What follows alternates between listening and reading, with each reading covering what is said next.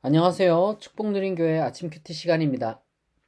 2026년 5월의 첫날, 5월 1일 금요일 아침 함께 묵상할 하나님의 말씀은 창세기 33장 1절에서 20절입니다. 제가 낭독합니다. 야곱이 눈을 들어보니 에서가 400명의 장정을 거느리고 오는지라.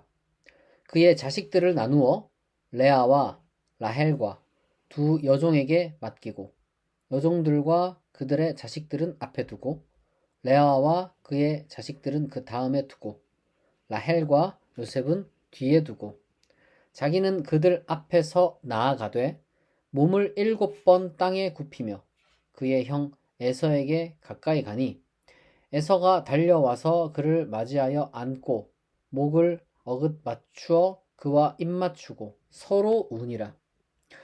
에서가 눈을 들어 여인들과 자식들을 보고 묻되 너와 함께 한 이들은 누구냐?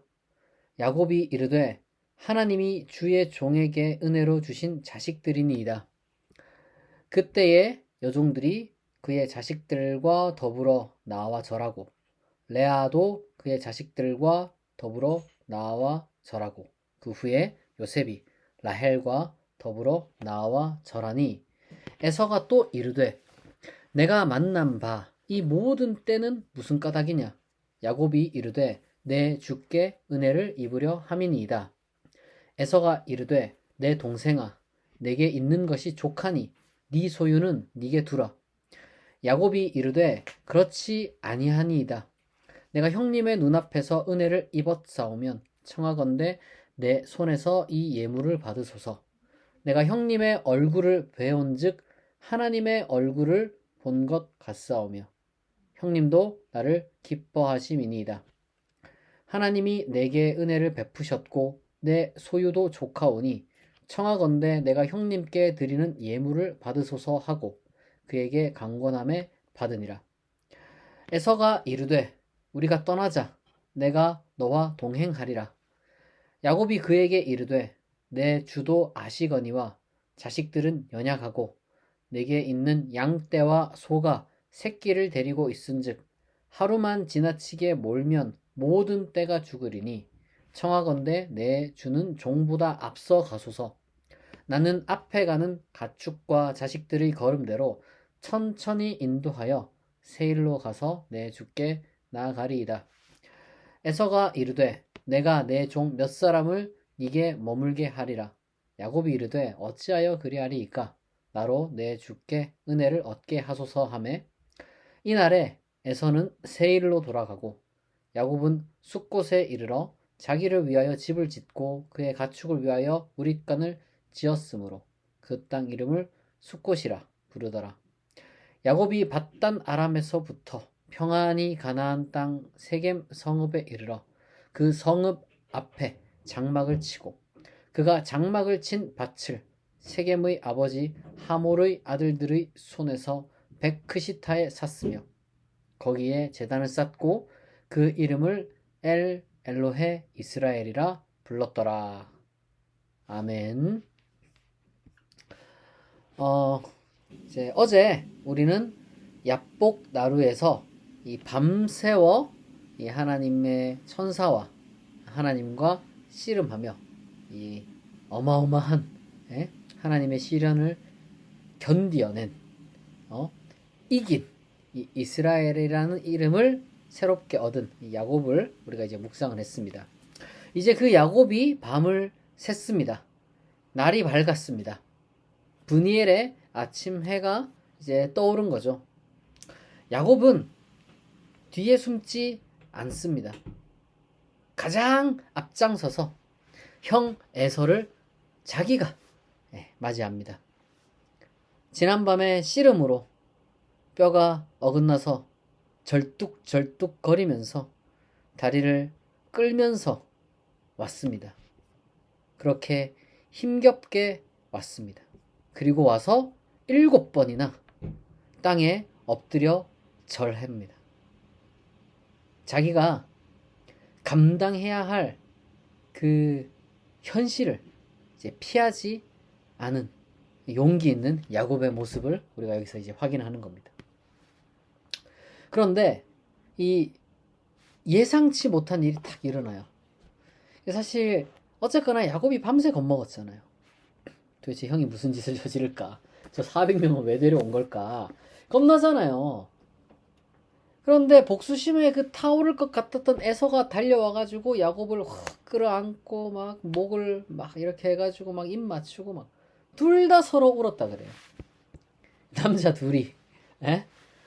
아주 그냥 어떻게 보면은 참 이상가족 상봉하듯이 말이죠. 에?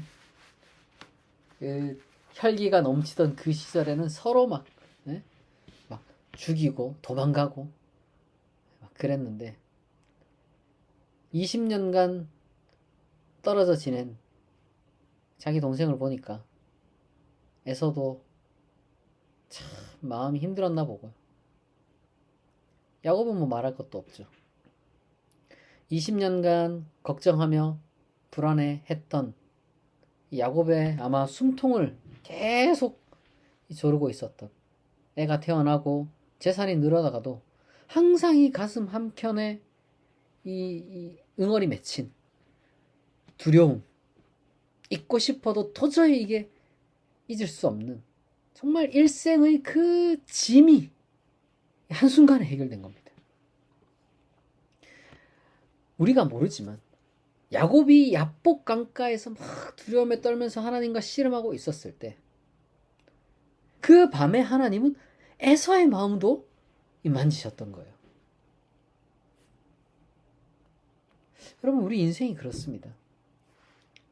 우리가 참 우리 막 마음 한켠에 막 묵혀있는 그런 이 한이 있어요.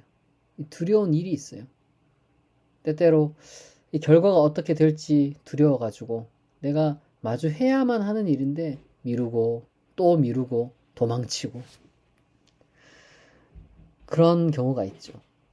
충분히 그럴 수 있습니다. 사람이 뭐 그렇게 뭐 할 수 있죠. 근데 영원히 미룰 수는 없거든요. 어떻게 영원히 미루겠어요? 그럼 눈 감을 때 여러분, 그냥 눈이 감기겠습니까? 게다가 어쨌거나 우리는 하나님을 믿는 사람이거든요.